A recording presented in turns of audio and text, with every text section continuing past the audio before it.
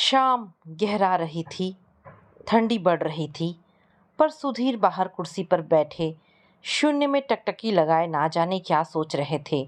सूरज डूबने को था। डूबते सूरज की रक्तिम रश्मियों की लालिमा में रंगे बादलों के छितरे हुए टुकड़े नीले आकाश में तैर रहे थे। उनकी यादों में भी अच्छी बुरी यादों के टुकड़े कुछ इसी प्रकार तैर रहे थे। 2 दिन पहले ही वे रिटायर हुए थे। वे 35 सालों की आपाधापी व भागदौड़ के बाद का आराम या विराम पता नहीं, पर अब क्या। विदाई समारोह के बाद घर आते हुए वे यही सोच रहे थे, जीवन की धारा अब रास्ता बदलकर जिस रास्ते पर बहने वाली थी उसमें वे अकेले कैसे तैरेंगे। साहब, ठंड बढ़ रही है, अंदर चलिए, रामू कह रहा था। अपने आप में खोए सुधीर चौंक गए। हाँ चलो, और वे उठ खड़े हुए। इस साल ठंड बहुत पड़ रही है साहब, रामू कुर्सी उठाकर उनके साथ चलते हुए बोला। ओस भी बहुत पड़ती है, सुबह सब भीगा भीगा रहता है, जैसे रात भर बारिश हुई हो। रामू बोलते जा रहा था। सुधीर अंदर आ गए।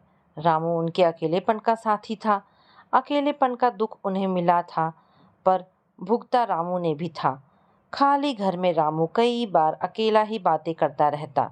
उनकी ज़रूरत से अधिक चुप रहने की आदत थी। उनकी तरफ से कोई प्रतिक्रिया न पाकर बड़बड़ाता हुआ वह स्वयं ही खिसियाकर चुप हो जाता। पर आभा खिसियाकर चुप ना होती थी, बल्कि झल्ला जाती थी। मैं क्या दीवारों से बातें कर रही हूँ? हाँ भी नहीं बोल पाते, चेहरे पर कोई भाव ही नहीं रहते, किससे बातें करूँ? कहकर कभी कभी उसकी आंखों में आंसू आ जाते। उनकी ज़रूरत से अधिक चुप रहने की आदत आभा के लिए इस कदर परेशानी का सबब बन गई थी कि वह दुखी हो जाती थी। उनकी संवेदनहीनता, स्पंदनहीनता की ठंडक बर्फ की तरह उसके पूरे व्यक्तित्व को झुलसा रही थी। नाराज़गी में तो सुधीर और भी अभेद हो जाते थे। सुधीर ने कमरे में आकर टीवी चला दिया। तभी रामू गरम सूप लेकर आ गया। साहब, सूप पी लीजिए। रामू के हाथ से लेकर वे सूप पीने लगे। रामू वहीं जमीन पर बैठ गया। कुछ बोलने के लिए वह हिम्मत जुटा रहा था, फिर किसी तरह बोला। साहब, घर वाले बहुत बुला रहे हैं, कहते हैं अब घर आकर आराम करो, बहुत कर लिया काम धाम। दोनों बेटे कमाने लगे हैं, अब जरूरत नहीं है काम करने की। सुधीर कुछ बोल ना पाए। छन्न से दिल के अंदर कुछ टूटकर बिखर गया। रामू का भी कोई है जो उसे बुला रहा है। 2 बेटे हैं जो उसे आराम देना चाहते हैं। उसके बुढ़ापे की और अशक्त होती उम्र की फिक्र है उन्हें, लेकिन सब कुछ होते हुए भी यह सुख उनके नसीब में नहीं है। रामू के बिना रहने की वे कल्पना भी नहीं कर पाती। अकेले में इस घर की दीवारों से भी उन्हें डर लगता है, जैसे कोनों से बहुत सारे साए निकलकर उन्हें निगल जाएंगे। उन्हें अपनी यादों से भी डर लगता है और अकेले में यादें बहुत सताती हैं। सारा दिन आप व्यस्त रहते हैं, रात को भी देर से आते हैं, मैं सारा दिन अकेले घर में बोर हो जाती हूँ, आभा कहती थी। तो और औरतें क्या करती हैं और क्या करती थी? बोर होना तो एक बहाना भर होता है काम से भागने का। घर में 100 काम होते हैं करने को, पर घर के काम में कितना मन लगाऊं? घर के काम तो मैं कर ही लेती हूँ। आप कहो तो बच्चों के स्कूल में एप्लीकेशन दे दूं नौकरी के लिए। कुछ ही घंटों की तो बात होती है, दोपहर में बच्चों के साथ घर आ जाया करूँगी। आभा ने विनती किया। कोई ज़रूरत नहीं है, कोई कमी है तुम्हें? अपना फैसला सुनाकर जो सुधीर चुप हुए तो कुछ नहीं बोले। उनसे कुछ बोलना या उनको मनाना टेढ़ी खीर था। हार कर आभा चुप हो गई। जबरदस्ती भी तो करे किसके साथ, और मनाए भी तो किसको? नोवेल्टी में अच्छी पिक्चर लगी है, चलिए ना किसी दिन देख आए। कहीं भी तो नहीं जाते हैं हम। मुझे समय नहीं, और वैसे भी 3 घंटे थिएटर में मैं नहीं बैठ सकता। तो फिर आप कहे तो मैं किसी फ्रेंड के साथ हो आऊँ। कोई ज़रूरत नहीं भीड़ में जाने की, सीडी लाकर घर पर देख लो। सीडी में थिएटर जैसा मज़ा कहाँ आता है? लेकिन अपना फैसला सुनाकर चुप्पी साधने की उनकी आदत थी। आभा थोड़ी देर बोलती रही, फिर चुप हो गई। तब नहीं सोच पाते थे सुधीर कि पौधों को भी पल्लवित होने के लिए धूप, छांव, पानी व हवा सभी चीज़ों की ज़रूरत होती है। किसी एक चीज़ के भी न होने पर पौधा मर जाता है। फिर आभा तो इंसान थी, उसे भी खुश रहने के लिए हर तरह के मानवीय भावों की ज़रूरत थी। वह उनका एक ही रूप देखती थी। आखिर कैसे खुश रह पाती वह? थोड़े दिन इंदौर हो आऊँ माँ के पास, भैया भाभी भी आए हैं आजकल, मुलाकात हो जाएगी। कैसे जाओगी इस समय? सुधीर आश्चर्य से बोले। किसके साथ जाओगी? अरे अकेले जाने में क्या हुआ? 2 बच्चों के साथ सभी जाते हैं। जो जाते हैं उन्हें जाने दो, पर मैं तुम लोगों को अकेले नहीं भेज सकता। फिर आभा लाख तर्क करती, मिन्नतें करती, पर सुधीर के मुंह पर जैसे टेप लग जाता। ऐसी अनेक बातों से शायद आभा का अंतर्मन विरोध करता रहा होगा। पहली बार विरोध की चिंगारी कब सुलगी और कब भड़की याद नहीं पड़ता सुधीर को। साहब खाना लगा दूं? रामू कह रहा था। भूख नहीं है रामू, अभी तो सूप पिया, थोड़ा सा खा लीजिए साहब, आप रात का खाना अक्सर छोड़ने लगे हैं। ठीक है, थोड़ा सा यही ला दे। सुधीर बाथरूम से हाथ धोकर बैठ गए। इस एक रस दिनचर्या से वे दोनों ही दिन में घबरा गए थे। तो आभा कैसे बिताती पूरी जिंदगी? वे बिल्कुल भी शौकीन तबीयत के नहीं थे। न उन्हें म्यूजिक का शौक था, न किताबें पढ़ने का, न पिक्चर का, न घूमने का, न बातें करने का। आभा की जीवंतता सुधीर की निर्जीवता से अक्सर घबरा जाती। कई बार चिढ़कर कहती, ठूठ के साथ आखिर कैसी जिंदगी बिताई जा सकती है? उन्होंने चौंक कर आभा की तरफ देखा। 1 हफ्ते बाद सीधे सीधे आभा का चेहरा देखा था उन्होंने। 1 हफ्ते में जैसे उसकी उम्र 8 साल बढ़ गई थी।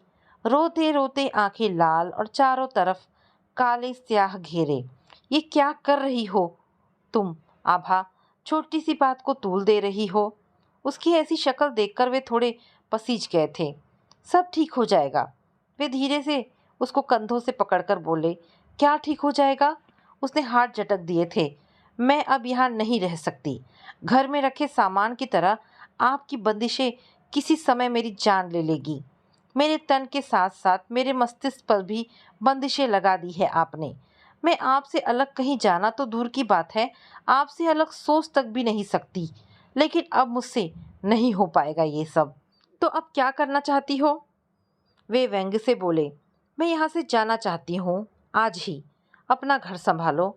आज जब ऑफिस से आओगे तो मैं नहीं मिलूंगी। तुम्हें जो करना है करो। जब सोच लिया तो मुझसे क्यों कह रही हो? कहकर सुधीर दंदनाते हुए ऑफिस चले गए। वे हमेशा की तरह जानते थे कि आभा ऐसा कभी नहीं कर सकती। इतनी हिम्मत नहीं थी आभा के अंदर कि वह इतना बड़ा कदम उठा पाती। लेकिन अपनी पत्नी को शायद वे पूरी तरह नहीं जानते थे। उस दिन उनकी सोच गलत साबित हुई। बिना स्पंदन व जीवंतता के रिश्ते आखिर कब तक टिकते? जब वे ऑफिस से लौटे तो आभा जा चुकी थी। घर में सिर्फ रामू था। आभा कहाँ है? उन्होंने रामू से पूछा। मेम साहब तो चली गई साहब। कह रही थी इंदौर जा रही हूँ हमेशा के लिए। वे हैरान रह गए। ऐसा क्या हुआ साहब? मेम साहब क्यों चली गई? कुछ नहीं रामू। क्या समझाते रामू को वे? थोड़े दिन उसके लौट आने का इंतज़ार किया, फिर फ़ोन करने की कोशिश की। आभा ने फ़ोन नहीं उठाया। मिलने की कोशिश की, आभा ने मिलने से इनकार कर दिया। धीरे धीरे उन दोनों के बीच की दरार बढ़ती बढ़ती खाई बन गई। दोनों 2 किनारों पर खड़े रह गए। मनाने की उनकी आदत थी नहीं, जो मना लाते। जॉब की व्यस्तता में एक के बाद एक दिन व्यतीत होता रहा। एक दिन सब ठीक हो जाएगा, आभा लौट जाएगी, ये उम्मीद धीरे धीरे धुंधली पड़ती गई। उस समय आभा की उम्र 40 साल थी और वे 43 साल के थे। तब से एकाकी जीवन, नौकरी और रामू के सहारे काट दिया उन्होंने। बच्चों के भविष्य की चिंता ने आभा को किसी तरह बांध रखा था उनसे। उनके कैरियर का रास्ता पकड़ने के बाद वह रुक नहीं पाई। इतना मजबूत नहीं था शायद उनका और आभा का रिश्ता। आभा को रोकने में उनका अहम आड़े आया था। लेकिन रामू को उन्होंने घर से कभी जाने नहीं दिया। उसका गांव में परिवार था, पर वह मुश्किल से ही गांव जा पाता था। उनके साथ रामू ने भी अपनी जिंदगी तन्हा बिता दी थी। बच्चों ने अपनी उम्र के अनुसार माँ को बहुत कुछ समझाने की कोशिश भी की, पर आभा पर बच्चों के कहने का कोई असर नहीं पड़ा। वे इतने बड़े भी नहीं थे कि कुछ ठोस कदम उठा पाते। थक हार कर वे चुप हो गए। कुछ छुट्टियां माँ के पास, कुछ छुट्टियां पापा के पास बिताकर वापस चले जाते। आभा के माता पिता ने भी शुरू में काफी समझाया उसको, लेकिन आभा तो जैसे पत्थर सी हो चुकी थी, कुछ भी सुनने को तैयार ना थी। हार कर उन्होंने घर का एक कमरा, किचन उसे रहने के लिए दे दिया। कुछ पैसा उसके नाम बैंक में जमा कर दिया। बच्चों का खर्चा तो बच्चों के पापा उठा ही रहे थे। बेटों की इंजीनियरिंग पूरी होते ही वे जॉब पर आ गए। आजकल एक बेटा दिल्ली व दूसरा हैदराबाद में कार्यरत था। बेटों की जॉब लगने पर वे जबरदस्ती माँ को अपने साथ ले गए। वे कई बार सोचते, आभा उनके साथ अकेलापन महसूस करती थी तो क्या अब नहीं करती होगी। ऐसा तो नहीं था कि उन्हें आभा या बच्चों से प्यार नहीं था, पर चुप रहना या शौक विहीन होना उनका स्वभाव था। अपना प्यार वे शब्दों से या हाव भाव से ज़्यादा व्यक्त नहीं कर पाते थे, लेकिन वे संवेदनहीन तो नहीं थे। प्यार तो अपने परिवार से वे भी करते थे। उनके दुख से चोट तो उनको भी लगती थी। आभा के अलग चले जाने पर भी उसके सुख दुख की चिंता तो उन्हें तब भी सताती थी। दोनों बेटों ने लव मैरिज किए। दोनों की शादी एक ही दिन आभा के मायके में ही संपन्न हुए। हालांकि बच्चों ने उनके पास आकर उन्हें सब कुछ बताकर उनकी राय मानकर उन्हें पूरी इज्जत बख्शी, पर उनके पास हाँ बोलने के सिवाय चारा भी क्या था। बिना माँ के वे अपने पास से बच्चों का विवाह करते भी कैसे। उन्होंने सहर्ष हामी भर दी। जो भी उनसे आर्थिक मदद बन पड़ी उन्होंने बच्चों की शादी में की, और 2 दिन के लिए जाकर शादी में परायों की तरह शरीक हो गए। जब से आभा बच्चों के साथ रहने लगी थी, वे उसकी तरफ से कुछ निश्चिंत हो गए थे। बेटों ने भी उन्हें कई बार अपने पास बुलाया, पर पता नहीं उनके कदम कभी क्यों नहीं बढ़ पाए। उन्हें हमेशा लगा कि यदि उन्होंने बच्चों के पास जाना शुरू कर दिया तो कहीं आभा वहाँ से भी चली ना जाए। वे उसे फिर से इस उम्र में घर से बेघर नहीं करना चाहते थे। बच्चे शुरू शुरू में कभी कभार उनके पास आ जाते थे, फिर धीरे धीरे वे भी अपने परिवार में व्यस्त हो गए। वैसे भी माँ ही तो सेतु होती है बच्चों को बांधने के लिए, वह तो उन्हीं के पास थी। सुधीर सोचते उनके स्वभाव में यदि निर्जीवता थी तो आभा तो जैसे पत्थर हो गई थी। क्या कभी आभा को इतने सालों का साथ, उनका संसर्ग स्पर्श नहीं याद आया होगा। ऐसे ही अनेक बातें सोचते सोचते ना जाने कब नींद ने उन्हें आ घेरा। अतीत में भटकते सुधीर को बहुत देर से नींद नहीं आई थी। सुबह उठे तो सिर बहुत भारी था। नित्य कर्म से निबटकर सुधीर बाहर बैठ गए। रामू वही नाश्ता दे गया। साहब, रामू झिझकता हुआ बोला, एक बार मेम साहब को मना लाने की कोशिश कीजिए। हम भी कब तक रहेंगे, अपने बाल बच्चों परिवार के पास जाना चाहते हैं। आप कैसे अकेले रहेंगे। अगर हो सके तो आप ही मेम साहब के पास चले जाइए। उन्होंने चौंक कर रामू का चेहरा देखा। इस बार रामू रुकने वाला नहीं है, वह जाने के लिए कटिबद्ध है। देर सवेर रामू अब जरूर चला जाएगा। कैसे और किसके सहारे काटेंगे वे अब बाकी की जिंदगी। एक विराट प्रश्न चिन्ह उनके सामने जैसे सलीब पर टंगा था। सामने मरुस्थल सी शून्यता थी, जिसमें दूर दूर तक छांव का नामो निशान नहीं था। आखिर ऐसी मरुस्थल सी जिंदगी में वे प्यासे कब तक और कहाँ तक भटकेंगे अकेले। 2 दिन इसी सोच में डूबे रहे। दिल कहता कि आभा को मना लाए, पर कदम थे कि उठने से पहले ही थम जाते थे। क्या करे और क्या ना करे, इसी ऊहा पोह में अगले दिन कई गुजर गए। सोचते रहे, क्या उन्हें आभा को मनाने जाना चाहिए, क्या एक बार फिर कोशिश करना चाहिए। अपने अहम को दरकिनार कर इतने वर्षों के बाद जाते भी हैं, और अगर आभा ना मानी तो क्या मुंह लेकर वापस आएंगे। किससे कहे वे अपने दिल की बात और किससे मांगे सलाह। रामू उनके दिल में कौंधा और किसी से ना तो उनका अधिक संपर्क रहा। वैसे भी और किसी से कहेंगे तो वह उनकी बात पर हंसेगा कि अब याद आई। आखिर रामू से पूछी बैठे एक दिन, रामू, क्या तुम्हें वाकई लगता है कि मुझे एक बार उन्हें मना लाने की कोशिश करनी चाहिए? उनके स्वर में काफ़ी बेचारगी थी, अपने स्वाभिमान के सिंहासन से नीचे उतरने की। रामू चौंक गया, उनका इस कदर लाचार स्वर सुनकर। उनकी कुर्सी के पास बैठता हुआ बोला, दोबारा मत सोचिए साहब, कुछ बातों में दिमाग की नहीं दिल की सुननी पड़ती है। मेम साहब आ जाएंगी तो यह घर फिर से खुशियों से भर जाएगा। माना कि कोशिश करने में आपने बहुत देर कर दी, पर आपके दिमाग पर यह बोझ तो नहीं रहेगा कि आपने कोशिश नहीं की थी। बाकी सब किस्मत पर छोड़ दीजिए। रामू की बातों में दम था। वे सोचने लगे, आखिर एक बार कोशिश करने में क्या हर्ज है। जो भी होगा देखा जाएगा। उन्होंने खुद को समझाया, खुद को तैयार किया, अपना छोटा सा बैग उठाया और हैदराबाद के लिए चल दिए। आजकल आभा हैदराबाद में थी। रामू बहुत खुश था। एक तो वह उनका भला चाहता था, दूसरा वह अपने परिवार के पास लौट जाना चाहता था।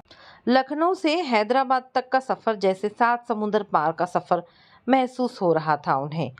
हैदराबाद पहुंचकर अपना छोटा सा बैग उठाकर वे सीधे घर पर पहुंच गए। अपने आने की खबर भी उन्होंने इस डर से नहीं दी कि कहीं आभा घर से कहीं चली ना जाए। दिल में अजीब सी दुविधा थी, पैरों की शक्ति जैसे निचुड़ रही थी।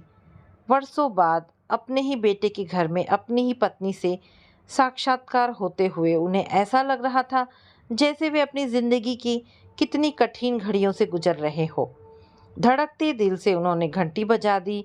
उन्हें पता था इस समय बेटा ऑफिस में होगा और बच्चे स्कूल। थोड़ी देर बाद दरवाज़ा खुल गया। बहू ने उनको बहुत समय बाद देखा था, इसीलिए एकाएक पहचान का चिन्ह न उभरा उसके चेहरे पर। फिर पहचान कर चौंक गई। पापा आप ऐसे अचानक? वो पैर छूते हुए बोली, आइए, और उसने दरवाज़ा पूरा खोल दिया। वे अंदर आकर बैठ गए। अचानक कैसे आ गए पापा? आने की कोई खबर भी नहीं दी आपने। बहू का आश्चर्य अभी भी कम ना हो रहा था। उन्हें एकाएक कोई जवाब नहीं सूझा। जरा पानी पिला दो और एक कप चाय। जी पापा अभी लाती हूँ। नेहा बहू चली गई। उन्हें लगा अंदर का पर्दा कुछ हिला, शायद आभा रही होगी, पर आभा बाहर नहीं आई। वे निरर्थक उम्मीद में उस दिशा में ताकते रहे। तब तक नेहा चाय लेकर आ गई। आभा कहाँ है? चाय का घुट भरते हुए धीरे से बोले, अंदर है। नेहा भी उतने ही धीरे से बोलकर अंदर चली गई। थोड़ी देर बाद नेहा बाहर आई। पापा मैं जरा काम से बाहर जा रही हूँ, फिर अंश को स्कूल से लेती हुई आऊँगी। फिर अंदर की तरफ नज़र डालती हुई बोली, आप तब तक आराम कीजिए, लंच पर विवेक भी घर आते हैं, कहकर वह चली गई। वे जानते थे नेहा जानबूझकर इस समय चली गई घर से, लेकिन अब वे क्या करें? आभा तो बाहर भी नहीं आ रही है, बात भी करे तो कैसे? इतने वर्षों बाद अकेले घर में उनका दिल आभा की उपस्थिति में अजीब से कौतूहल से धड़क रहा था। थोड़ी देर वे वैसे ही बैठे रहे, अपनी घबराहट पर काबू पाने का प्रयत्न करते रहे। फिर उठे और अंदर चले गए। अंदर एक कमरे में आभा चुपचाप खिड़की के सामने बैठी खिड़की से बाहर देख रही थी। आभा? उसे ऐसे बैठे देखकर उन्होंने धीरे से पुकारा। सुनकर आभा ने पलटकर देखा। इतने वर्षों बाद सुधीर को अपने सामने देखकर आभा जैसे जड़ हो गई। समय जैसे पल भर के लिए स्थिर हो गया। आंखों में प्रश्न सलीब की तरह टंगा हुआ था। क्या करने आए हो अब? आप? वह प्रत्यक्ष बोली। हाँ आभा, मैं। इतने वर्षों बाद। उसे देखकर वे एकाएक कातर हो गए थे। तुम्हें लेने आया हूँ, वे बिना किसी भूमिका के बोले। वापस चलो, मुझसे जो गलती हुई है उसके लिए मुझे क्षमा कर दो। मैं समझ नहीं पाया तुम्हें, तुम्हारी परेशानियों को, तुम्हारे अंतर्द्वंद को। आभा अपलक उन्हें निहारती रह गई। शब्द मानो चूक गए थे। बहुत कुछ कहना चाहती थी पर समझ नहीं पा रही थी कि कहाँ से शुरू करे। किसी तरह खुद को संयत किया। थोड़ी देर बाद बोली, इतने वर्षों बाद गलती महसूस हुई आपको जब खुद को ज़रूरत हुई पत्नी की, लेकिन जब तक पत्नी को ज़रूरत थी, आखिर में सही थी ना कि आपने हमेशा खुद से प्यार किया। लेकिन मेरे अंदर अब आपके लिए कुछ नहीं बचा। अब मेरे दिल को किसी साथी की तलाश नहीं। जिन भावनाओं को, जिन संवेदनाओं को जीने की इतनी जद्दोजहद थी मेरे अंदर, वह सब तो कब की मर चुकी है। फिर अब क्यों आऊँ आपकी बाकी के जीवन जीने का साधन बनकर? मुझे अब आपकी ज़रूरत नहीं है, मैं अब नहीं आऊँगी। नहीं आभा। सुधीर ने आगे बढ़कर आभा की दोनों हथेलियां अपने हाथों में थाम ली। ऐसा मत कहो, साथी की तलाश कभी खत्म नहीं होती। हर उम्र, हर मोड़ पर साथी के लिए तन मन तरसता है। पशु पक्षी भी अपने लिए साथी ढूंढते हैं। यही कुदरत का नियम है। मुझसे गलती हुई है, इसके लिए मैं तुमसे तहे दिल से क्षमा मांग रहा हूँ। इस बार तुम नहीं, मैं आऊँगा तुम्हारे पास। इस बार तुम मेरे साँचे में नहीं, बल्कि मैं तुम्हारे साँचे में ढलूँगा। संवेदनाएं और भावनाएं कभी मरती नहीं हैं आभा, बल्कि हमारी गलतियों व उपेक्षाओं से सुप्तावस्था में चली जाती हैं। उन्हें तो बस जगाने की ज़रूरत है। अपने दिल से पूछो, क्या तुम सचमुच मेरा साथ नहीं चाहती? सचमुच चाहती हो कि मैं चला जाऊं? आभा चुपचाप डबडबाई आंखों से उन्हें देखती रह गई। कितने बदल गए थे सुधीर। समय ने, अकेलेपन ने उन्हें उनकी गलतियों का एहसास करा दिया था। पति पत्नी में अगर एक अपनी मर्जी से जीता है तो दूसरा दूसरे की मर्जी से मरता है। बोलो आभा। सुधीर ने आभा को कंधों से पकड़कर धीरे से हिलाया। मैं अब तुम्हारे पास आ गया हूँ और अब लौटकर नहीं जाऊँगा। सुधीर पूरे विश्वास व अधिकार से बोले, लेकिन आभा ने धीरे से उनके हाथ कंधों से अलग कर दिए। अब मुझसे न आया जाएगा सुधीर। मेरे जीवन की धारा अब एक अलग मोड़ मुड़ चुकी है।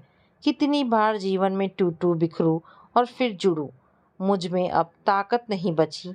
मैंने अपने जीवन को एक अलग सांचे में ढाल लिया है, जिसमें अब आपके लिए कोई जगह नहीं। मैं अब नहीं आ पाऊंगी, मुझे माफ़ कर दो। कहकर आभा दूसरे कमरे में चली गई।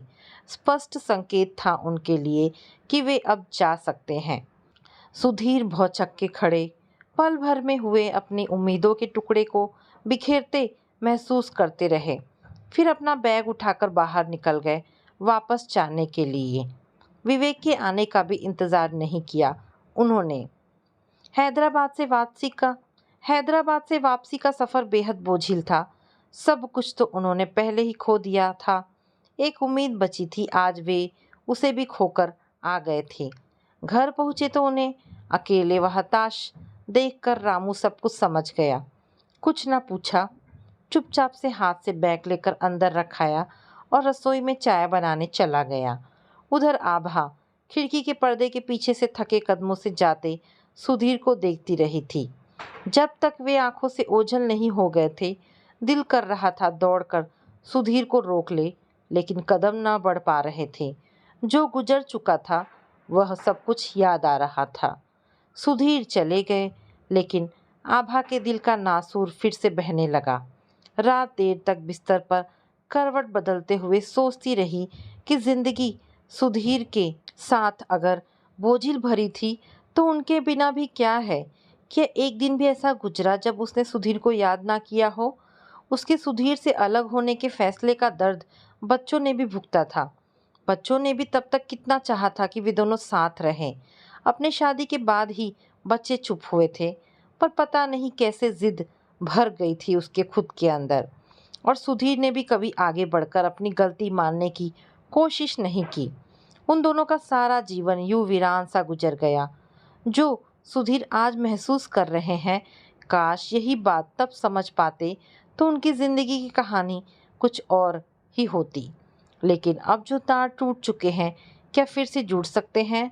और जुड़कर क्या उतने मजबूत हो सकते हैं? एक कोशिश सुधीर ने की, एक कदम उन्होंने बढ़ाया, तो क्या एक कोशिश उसे भी करनी चाहिए? एक कदम उसे भी बढ़ाना चाहिए? कहीं आज फैसले लेने में उससे कोई गलती तो नहीं हो गई? इसी ऊहा-पोह में करवटें बदलते सुबह हो गई। पूरी रात वह सोचती रही थी, फिर अनायासी अपना बैग तैयार करने लगी। उसको तैयारी करते देख बेटे बहू आश्चर्यचकित थे, पर उन्होंने कुछ न पूछना ही सही समझा। मन ही मन सब समझ रहे थे, खुशी का अनुभव कर रहे थे। आभा अब जाने को तैयार आभा जब जाने को हुई तो बेटे ने साथ में जाने की पेशकश की, पर आभा ने मना कर दिया। उधर उस दिन जब दोपहर को सोए हुए सुधीर की शाम को नींद खुली तो वह शाम और दूसरी शाम की तरह ही थी। पर पता नहीं सुधीर आज अपने अंदर हल्की सी तरंग क्यों महसूस कर रहे थे। तभी रामू चाय बनाकर ले आया। उन्होंने चाय का पहला घूंट भरा ही था कि डोरबेल बज उठी। देखना रामू, कौन आया है? अखबार वाला होगा, पैसे लेना आया होगा, शाम को वही आता है, कहकर रामू बाहर चला गया। लेकिन पल भर में ही खुशी से उमंगता हाथ में बैग उठाए अंदर आ गया। सुधीर आश्चर्य से उसे देखने लगे। कौन है रामू? कौन आया है और ये बैग किसका है? बाहर जाकर देखिए साहब, समझ लीजिए पूरे संसार की खुशियाँ चलकर आ गई है आज दरवाजे पर, कहकर रामू घर में कहीं गुम हो गया। वे जल्दी से बाहर गए। देखा दरवाजे पर आभा खड़ी थी। वे आश्चर्यचकित किंग कर्तव्य विमूढ़ से उसे देखते रह गए। आभा तुम? उन्हें विश्वास नहीं हो रहा था। हाँ मैं, वह मुस्कुराते हुए बोली। अंदर आने के लिए नहीं कहोगे? आभा, खुशी के अतिरिक्त में उन्होंने आगे बढ़कर आभा को गले लगा लिया। मुझे क्षमा कर दो, बस अब कुछ मत कहो। आप भी मुझे क्षमा कर दो, जो कुछ हुआ वह सब भूल कर आई हूँ। दोनों थोड़ी देर एक दूसरे को गले लगाए ऐसे ही खड़े रहे। तभी पीछे कुछ आवाज़ सुनकर दोनों अलग हुए। मुड़कर देखा तो रामू फूलों के हार लिए खड़ा था। मधुर, सुधीर और आभा दोनों हंस पड़े। आज तो बहुत खुशी का दिन है साहब। हाँ रामू, क्यों नहीं, आज मैं तुम्हें किसी बात के लिए नहीं रोकूंगा, कहकर सुधीर आभा की बगल में खड़े हो गए और रामू ने उन दोनों को एक एक हार थमा दिया। दोनों आज खुशी का हर पल जीना चाहते थे। बहुत समय गवा चुके थे, पर अब नहीं, बस अब और नहीं। तो दोस्तों, ये कहानी यहाँ पर समाप्त होती है। आशा करती हूँ कहानी पसंद आई होगी। अगर कहानी पसंद आई है तो प्लीज़ इसे लाइक एंड शेयर करें। दोस्तों, ऐसी ढेरों पारिवारिक और शिक्षाप्रद कहानी सुनने के लिए मेरे चैनल को प्लीज़ सब्सक्राइब करें। धन्यवाद दोस्तों।